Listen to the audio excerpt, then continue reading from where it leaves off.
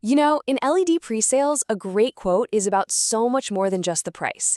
It's all about precision. So today, we're going to break down the quoting process and give you a solid framework for quoting any LED display project with total confidence. We're going to really zero in on those key technical details that don't just win you the deal, but also make sure the installation is a huge success for your client. Okay, so here's the plan. We're going to start with the one question that will immediately make you sound like a consultant, not just another salesperson.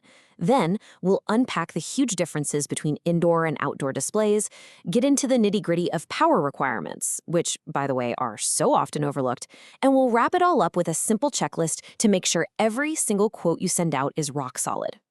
All right, let's jump right into the heart of it. I want you to forget about size, resolution, even the price tag for just a second. The most important part of any site survey, or that first chat with a client, really just boils down to one simple question. So, what do you think it is? What's that one piece of information that can literally make or break your quote, and maybe the entire project? I'll give you a hint. It's probably not what you're thinking. And there it is. Is it going indoors or outdoors? This one simple question is the key that unlocks everything else, all the technical details, from the brightness all the way to weatherproofing. When you ask this first, it shows your client you're actually thinking about their specific needs, not just trying to sell them a screen. So, you might be asking, why is this indoor versus outdoor thing such a big deal? Well, let's take a closer look at what really separates these two types of displays. And wow, this slide really says it all, doesn't it? On one hand, you have the nice, predictable, controlled lighting of an indoor space. And on the other, you've got this outdoor billboard that has to fight against, well, everything. Blazing sun, pouring rain, you name it. We are talking about two completely different animals here. So let's talk brightness first, which we measure in something called nits. Think of it this way. An indoor screen is kind of like a candle in a dark room. It doesn't need to be super bright to get noticed. But an outdoor screen, that's like a lighthouse in the middle of a storm. It has to be unbelievably powerful to cut through the daylight. We're talking a massive difference. Maybe 1,500 nits for indoors versus 10,000 nits or more for a screen that has to stand up to direct sunlight. Okay, next up is the IP rating. This basically tells you how well the display is protected from the world. An indoor display might have an IP20 rating, which really just means it's safe from curious fingers. But an outdoor display, it needs to be built like a tank. We're looking for an IP65 rating, which means it is completely sealed tight against dust, and it can handle getting blasted with a jet of water from any direction. And finally, let's talk pixel pitch. You know, a good way to think about it is like the little dots in a newspaper photo. If you get really close, you can see all the individual dots. But when you step back, they blend together and you see a clear image. It's the exact same idea with LED screens. For an indoor display, where people are going to be up close, you need a really fine pixel pitch, like 1.2 to 4 millimeters, for a super sharp image. But for a giant billboard on the highway, a much bigger pitch of 10 or even 20 millimeters is perfect because nobody's going to be staring at it from 5 feet away. Okay, so now that we figured out what kind of display we need, let's talk about what's actually powering the thing. Honestly, this is where a lot of quotes can go wrong, and it can cause some really serious headaches down the road. Listen, there are two electrical requirements that are completely non-negotiable. You have to confirm them for every single project. First, is there a proper ground connection? And second, what's the total power consumption of the entire system going to be? Let's start with grounding. I know, it sounds super basic, right? But you would be amazed how often this gets overlooked.